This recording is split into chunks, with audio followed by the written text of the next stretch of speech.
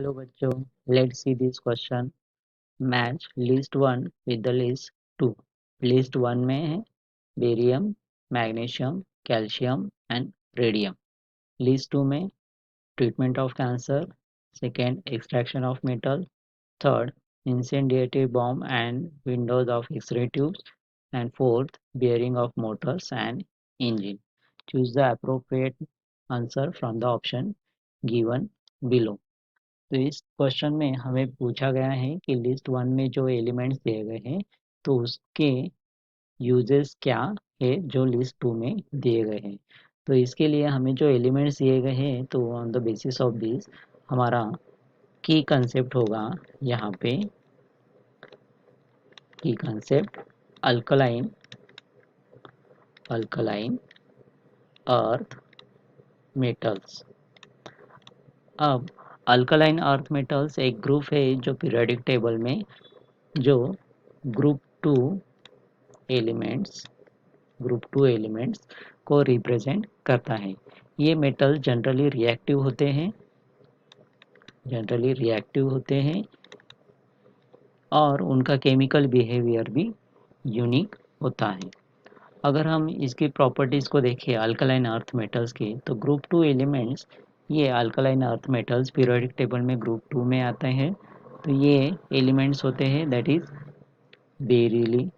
Beryllium, then magnesium, then calcium, then strontium, barium and radium.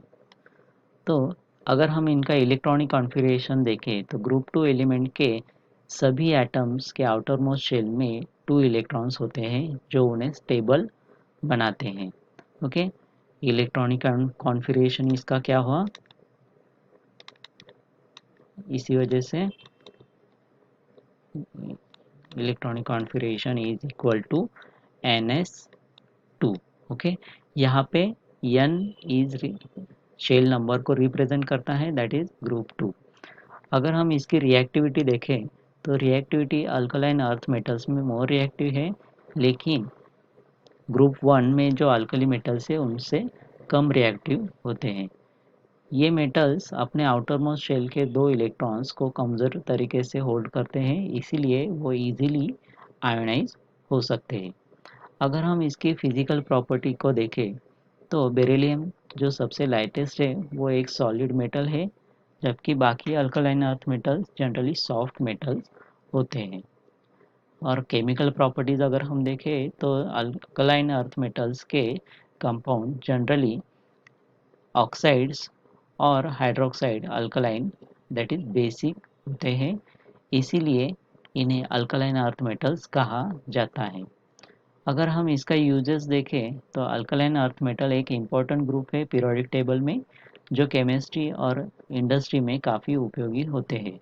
उनका unique chemical and physical properties उन्हें distinguish करते हैं और इनके यूजेस एग्रीकल्चर से लेकर मेडिकल एप्लीकेशंस तक एक्सटेंड होते हैं।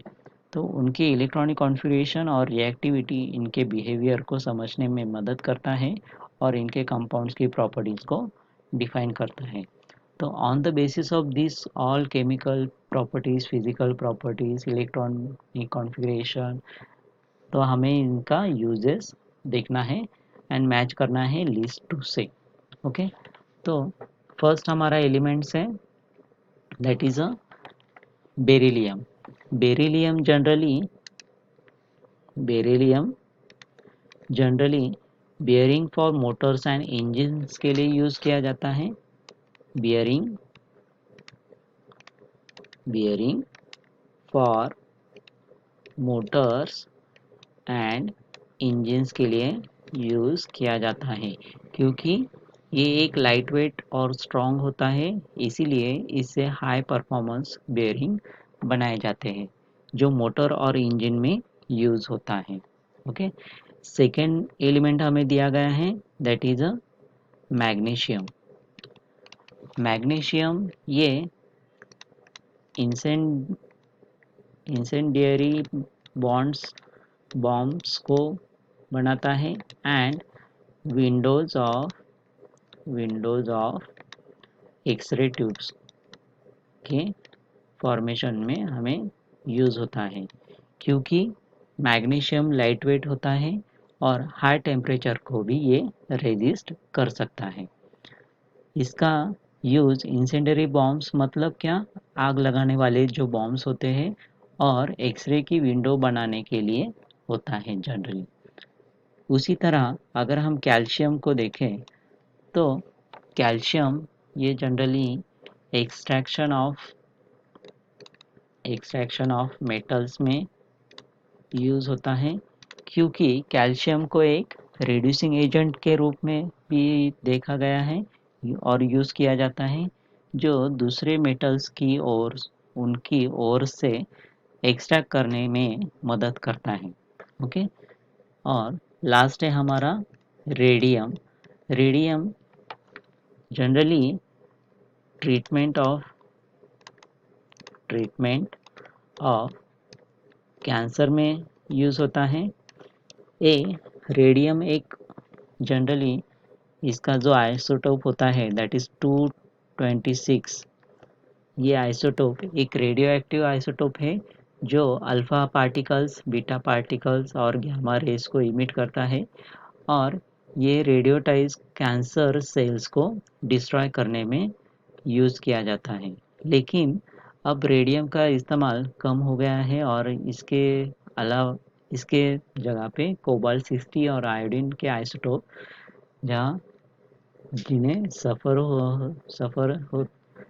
और ज़्यादा कंट्रोल्ड रेडियो एक्टिव मटेरियल्स ने रिप्लेस कर दिया है। तो on the basis of this explanation we have concluded that the beryllium का ऑप्शन नंबर होगा option 4, that is bearing for motor and engines. Then second है मैग्नीशियम, that is मैग्नीशियम का option number होगा 3rd, that is incendiary bomb and windows of X ray tube. वैसे ही calcium का uses होगा that is extraction of metal, option number 2, and last है हमारा radium, उसका ऑप्शन नंबर है that is treatment of cancer 1। Okay, so on the basis of this अगर हम ऑप्शन में देखें तो यहाँ पे ऑप्शन नंबर डी में A4, B3, C2 and D1 ये करेक्ट ऑप्शन है।